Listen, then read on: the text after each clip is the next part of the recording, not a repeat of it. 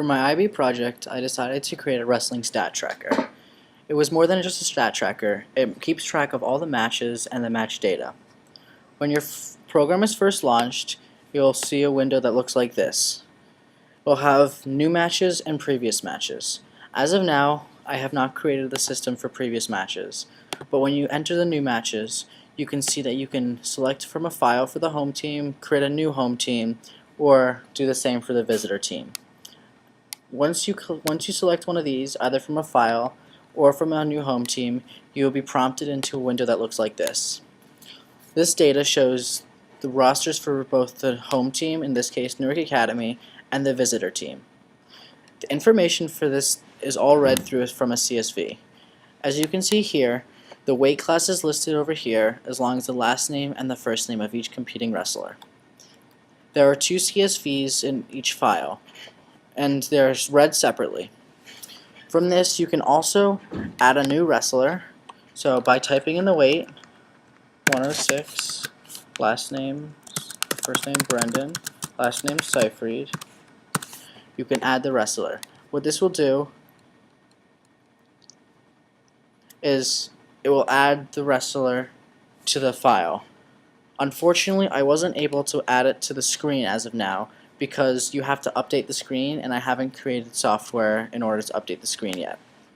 Once you select two wrestlers, you'll proceed to the next match, and this launches you to the actual match window. This GUI can do anything that happens inside of a match. As you can see here, statistics for each period are recorded, as well as an ongoing stopwatch and scores for each home team.